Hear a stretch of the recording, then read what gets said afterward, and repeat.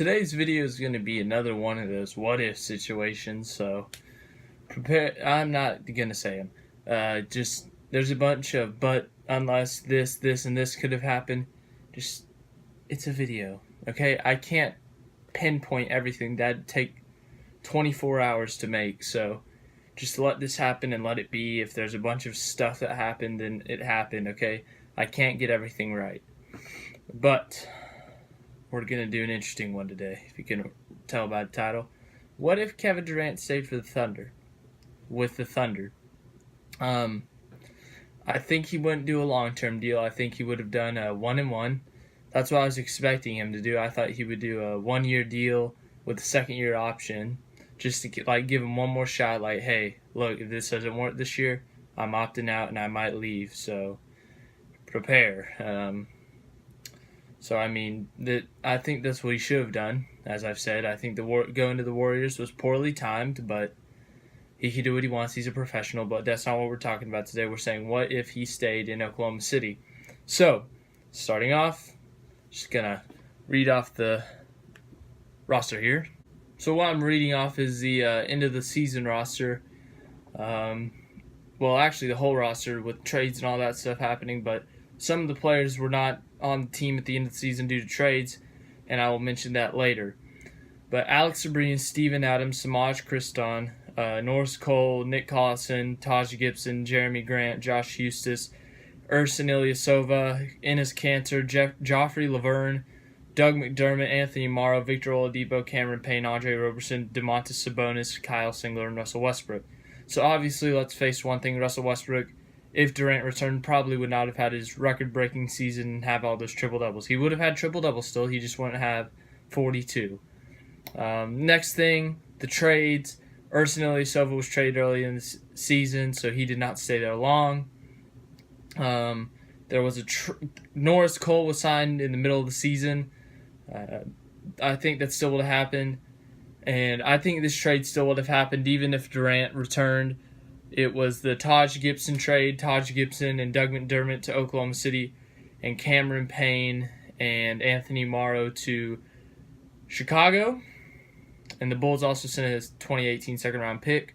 So I think that still would have happened even if Durant returned because, they needed the power forward at the time they drafted Sabonis, but he wasn't really doing everything. So he ends up being the backup to Taj Gibson. But moving on, I think the season would have been interesting just because Westbrook with his ability and his explosiveness, and then you got Durant, his scoring ability.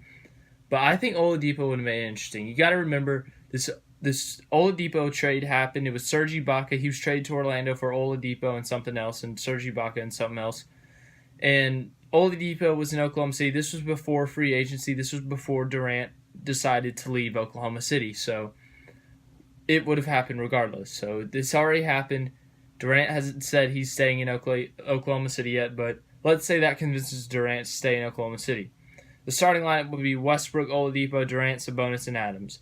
Taj Gibson, once the trade happens, would start over Sabonis. But what I think would happen would be, I think that'd be a pretty good team offensively, just because Westbrook, you've seen him play, you've seen Durant score, but Oladipo would add a new factor just due to the fact he's better than any other shooting guard they've had in the past, other than Harden, of course. But he would be able to score. He'd be able to catch and shoot. He'd be able to drive to the basket. I mean, we've seen what he's been able to do. Just look at this past season in Indiana. So if even a little bit of that was unleashed, that would have been deadly for anyone to guard. The big three of Westbrook, Oladipo, and Durant. But Steven Adams would be the fourth because due to we've seen him, he's a very underrated player, and his ability to score in the inside, his ability to grab rebounds, his ability not just to grab rebounds, but to box out multiple people to open opportunities for his teammates to get rebounds. So Steven Adams' size and his ability to box out and grab rebounds is huge for the Thunder, and that could help them big time. That would push Andre Roberson to the bench as a backup. Obviously, he's a great player defensively. His offensive game sucks, which is why they would start Oladipo over him. But depending on the situation, who would get more playing time, like if they were playing Cleveland, they might play Roberson a little more to guard LeBron, or might put him on Kawhi or someone like that. But the second team would most likely be Samaj Kriston or Norris Cole after the signing. Abrinas or Morrow. Obviously, Morrow gets traded, so the advantage would go to Abrinas at the shooting guard. Andre Roberson, 3. The power forward would be Grant before the trade. After the trade, that would be Sabonis as the backup. And the backup center would definitely be Enes Kanter. You got to remember, Enes Kanter, he's very productive on offense, but his defensive game is trash. So, how Oklahoma City do? I don't think they get the 1 seed.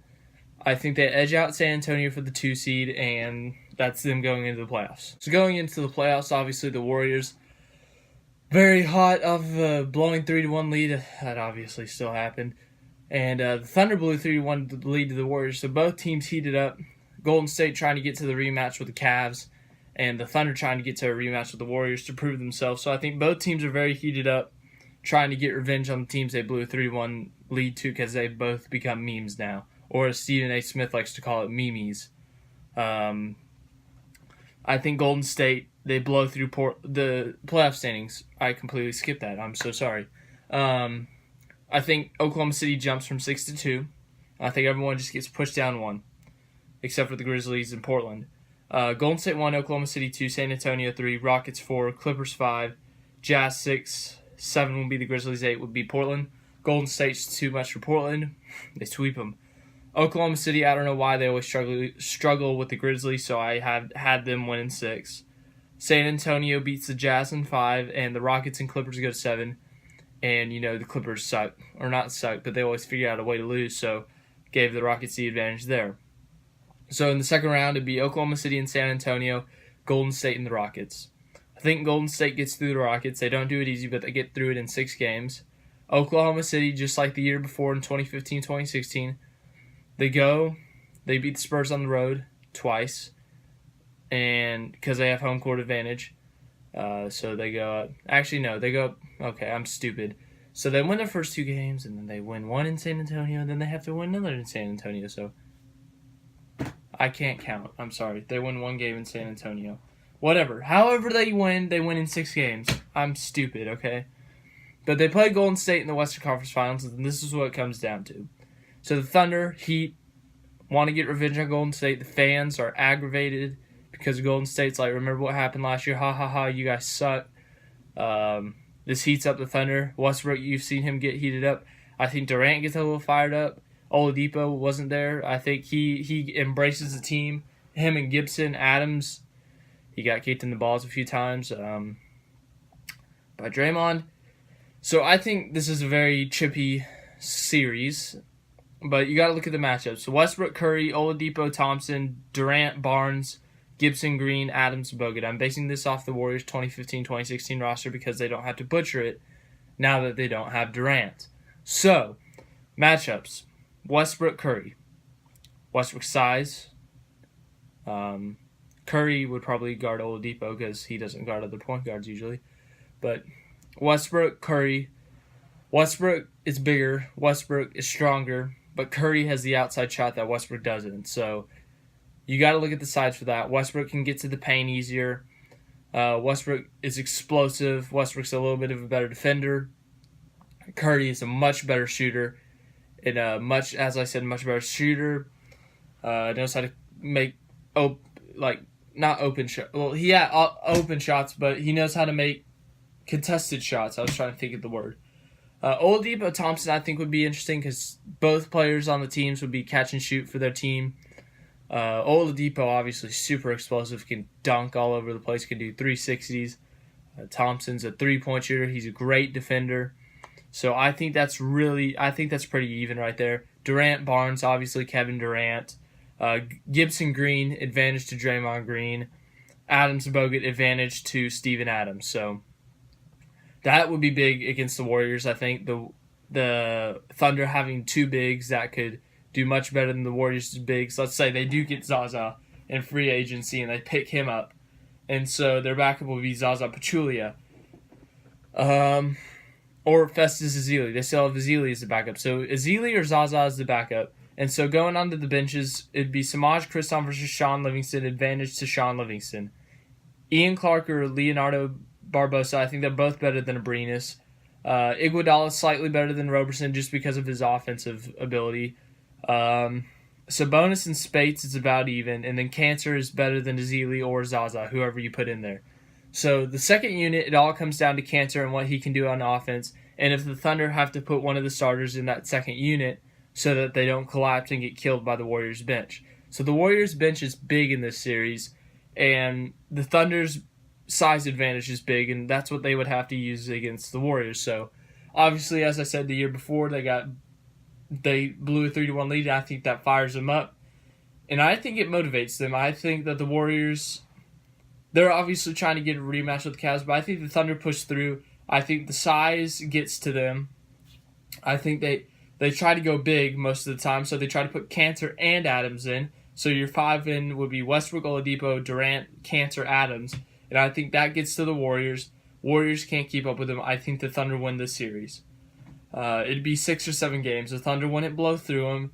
The Thunder wouldn't sweep them, wouldn't beat them in 5. It'd take 6 or 7 games because that's still a very good Warriors team who went 73-9 and made it to the finals and had 1 game to win, but they choked. So, obviously, that would be huge getting to the finals, but they would have to face the Cleveland Cavaliers, who are obviously a talented team. So, moving on to Cleveland. So Cleveland, obviously, the East still plays out the same.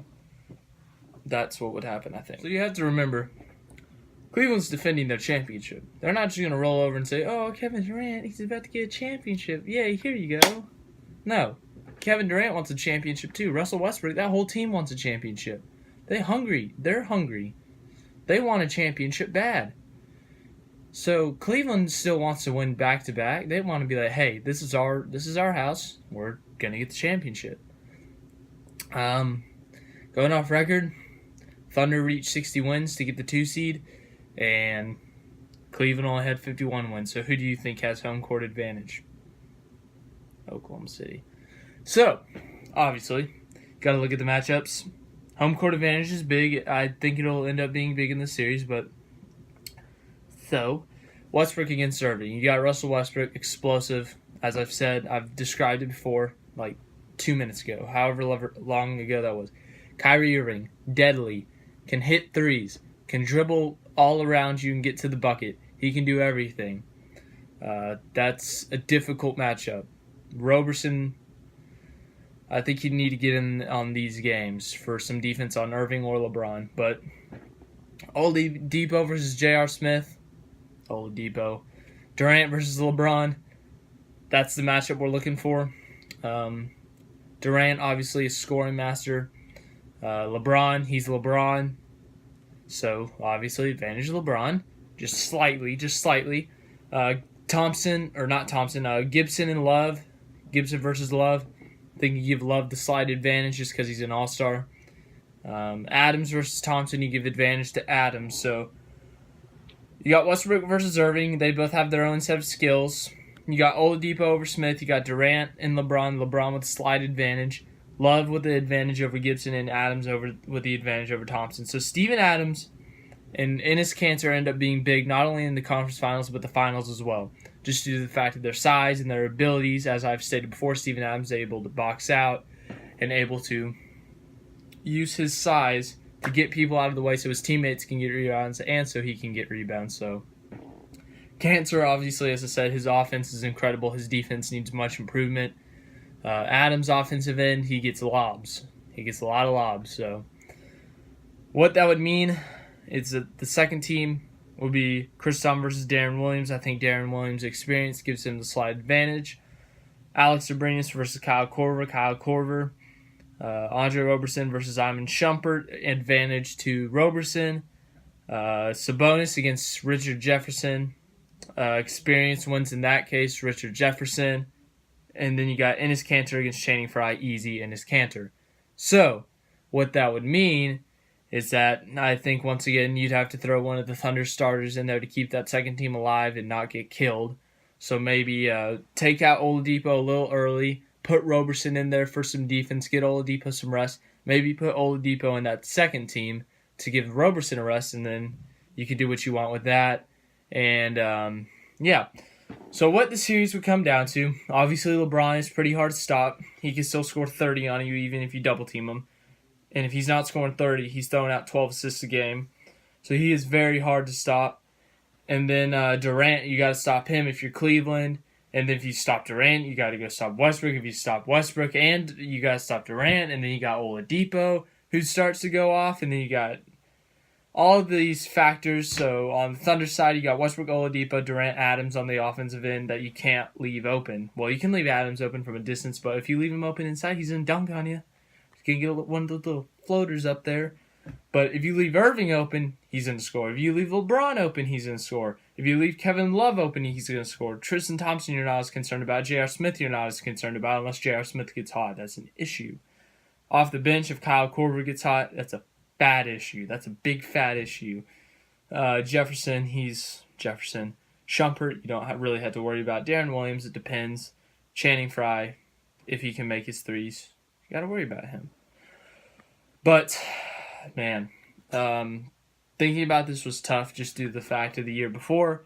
But I think Oklahoma City, they're more hungry. They play just a slightly tougher. Home court advantage is big. I think this goes to 7. And due to the fact that Game 7 is Oklahoma City, I think the Thunder win it. So if Durant stayed, I think maybe they would have had a shot at the championship. I think they could have won it that year with the Oladipo. I think Oladipo would have made a big difference.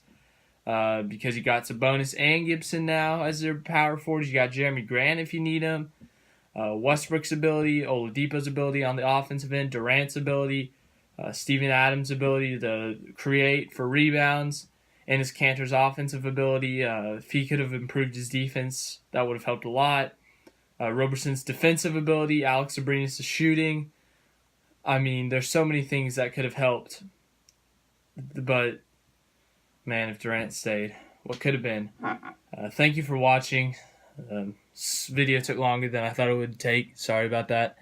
But I'll see you tomorrow. Like, subscribe, share, all that. And if you disagree, you disagree. If you agree, you agree. So, yeah.